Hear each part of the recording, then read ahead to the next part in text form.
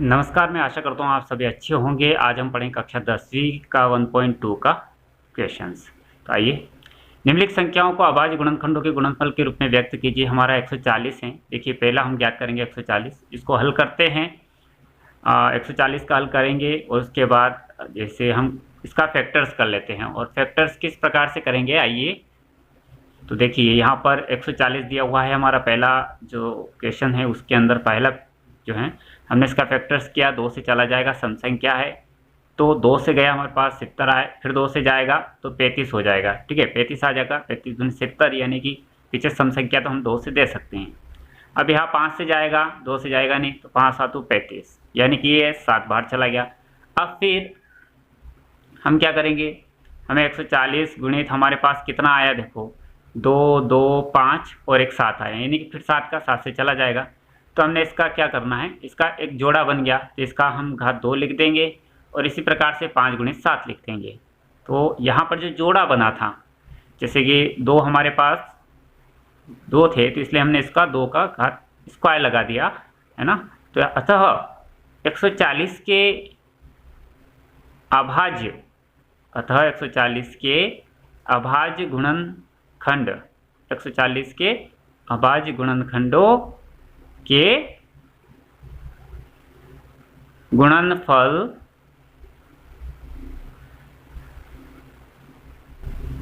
तथा 140 के अभाज्य गुणनखंडों के गुणनफल, यानी कि क्या है, 2 की घात हमने 2 लिख दिया गुणित 5 गुणित 7 है। ठीक है, तो हमने लिखा। हम इसका पहले क्या करते हैं, फैक्टर्स करते हैं। अब दूसरा देखेंगे हम 156 का। तो आइए 156 का कैसे देखते हैं। वैसे हमें इसका फैक्टर्स करना है दूसरा, तो आइए हम लिखते हैं 156 और इसको भी इसी प्रकार से हल करेंगे। तो हमारे पास है 156, इसका फैक्टर्स करेंगे।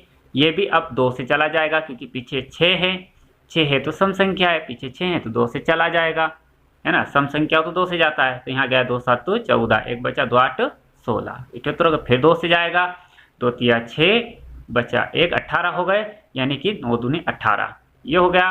अब ये 2 से नहीं जाएगा क्योंकि यहाँ पर जो है ये 3 से जाएगा। क्यों, क्योंकि विषम संख्या है पीछे 9, तो 3 से जा रहा है। 3 एकम 3, 3 तिया 9, यानी कि यहाँ पर देखिए एक बार और 3 एकम 3, तो नीचे हम 1 लिखेंगे और 3 तिया 9, 13 हो गए हमारे पास। अब 13 भी एक विषम संख्या है तो हम 13 का 13 से देते हैं, 13 एकम 13। अब देखिए 156 हमारे पास आया 2 गुणित 2, फिर गुणित 3, फिर गुणित 13। तो इसी प्रकार से 2 का फिर हम घात 2 डाल देते हैं, 2 2 बार है तो 2 का हमने वर्ग कर दिया, 3 गुणित 13 हमने ले लिया। अब देखो हमारे पास ये जो प्राप्त हुआ है 2 की घात 2 गुणित 3 गुणित 13, अतः हम लिखेंगे, अतः हमें 156 के अभाज्य गुणनखंडों के गुणनफल हमारे पास आए हैं 2 की घात 2 गुणित 3 गुणित 13 है। ठीक है, तो हमारे पास 156 के जो अभाज्य गुणनखंडों के गुणनफल प्राप्त हुए हैं वो जो इस प्रकार है। अब देखिए हम यहाँ पर देखेंगे कि इसके जो हमें प्राप्त हुए थे, है ना, पहली संख्या के। अब हम तीसरा वाला सवाल लेते हैं। तीसरा वाला हमारे पास 3825, 3825 को भी हम कैसे हल करते हैं, देखिए ये भी इसी प्रकार से इसका फैक्टर्स करना है, गुणनखंड करना है, तो फैक्टर्स करेंगे। ये पीछे विषम संख्या है 5, तो ये 2 से जाना असंभव है, 2 से जाएगा नहीं, तो हम यहाँ पर विषम संख्या ये जो है 3 से जा रहा है, तो 3 से हम देख के देखते क्या 3 से जाता है। तो पहले हम पता करते हैं कि 3 से जाता है कि नहीं जाता है। तो आपको ध्यान रखना है कि अगर 3 से जा रहा है, 3 से अगर नहीं जा रहा है तो फिर 5 देखना है, 5 से नहीं तो फिर 7 देखना है, 7 नहीं तो विषम संख्या से इसको देखना है। तो यहाँ पर देखो आप 3 से जा रहा है, तो हमने दिया 3 एकम 3, 3 दूनो 6, 2 बचा 22 हो गया। अब यहाँ पर 22 बचा तो 3 7 21, 1 बचा 15 हो गए। तो अब 3 5 15, यानी कि हम 5 से देंगे।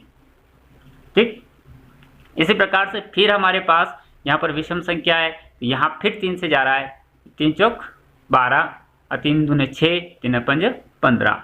अब फिर विषम संख्या है, तो अब विषम संख्या जो 5 से जा रही है, 5 से देखेंगे, 5 8 40, यानी कि यहाँ 5 है तो 5 8 40, अब 2 बचा 25, 5 पंज 25, 85 आया। अब हमारे पास फिर विषम संख्या प्राप्त हुई है, तो हम फिर 5 से देते हैं, तो 5 एकम 5 और 17 बार 17 पंजे 85, यानी कि हमारे पास जो प्राप्त हुआ है हल, हम लिखेंगे कि 3825 का जो हमें फैक्टर्स प्राप्त हुआ है वो है 3 गुणित 3 गुणित 5 एंड 70, यानी कि 17। इस प्रकार से हम लिख लेंगे। उसके बाद 3 हमारे पास 2 हैं, तो 2 बार घात दे देंगे, 5 2 है तो 5 की घात 2 लिख देंगे और गुणित 17 पीछे हम लिख देंगे ऐसे ऐसे।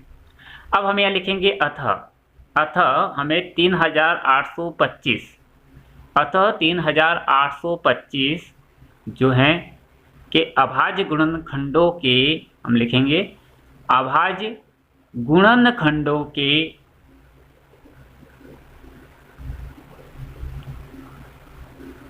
गुणनफल 3 की घात 2 गुणित 5 की घात 2 गुणित 17। तो इस प्रकार से मतलब ये हैं, इस प्रकार से हम इनको हल कर सकते हैं। तो आपको बता देते हैं चौथा वाला सवाल क्या हमारा, देखिए 5005 हैं। अब इसको भी हम फैक्टर्स करेंगे। 5005 को हम किस प्रकार से फैक्टर्स कर सकते हैं, तो बिल्कुल बने रहिए। हम लिखेंगे 5005, इसका भी हम खंड करेंगे यानी गुणनखंड के रूप में। तो देखिएगा 5 यह हमारे पास विषम संख्या है, तो हम 5 से जा रहा है, 5 एकम 5 0 की 0, 5 एकम 5, यानी कि यहाँ 5 से गया है। अब हमारे पास यहाँ जो है फिर विषम संख्या है, तो हम देखेंगे कि क्या ये विषम संख्या कौन सी 7 से जा रहा है, तो हम 7 से देंगे। 7 से दिया, एक बार गया, फिर यहाँ पर 4 बार गया और फिर 3 बार गया, यानी कि 143। तो अब यहाँ पर जो है 11 में आता है, तो हम 11 से देते हैं तो 13 बार गया, यानी कि इस प्रकार से जाएगा। अब यहाँ पर हमें जो प्राप्त हुआ है 5005 में 5 गुणित 7 गुणित 11 गुणित 13, तो यहाँ पर किसी का भी जोड़ा नहीं बना है, तो हम ऐसा लिख लेंगे। अतः हमें 5005 के अभाज्य गुणनखंडों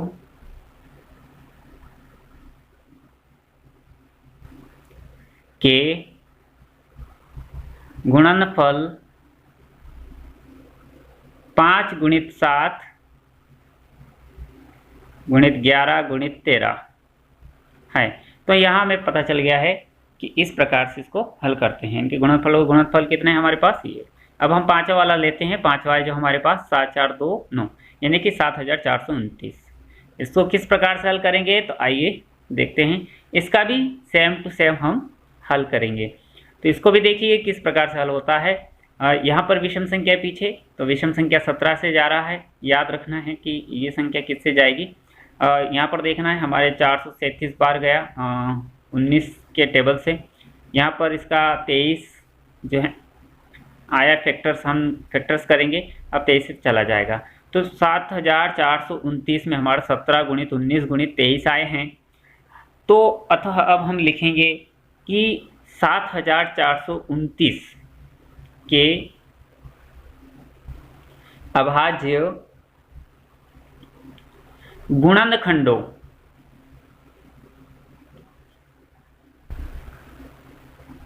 के गुणनफल 17 गुणित 19 गुणित 23 है।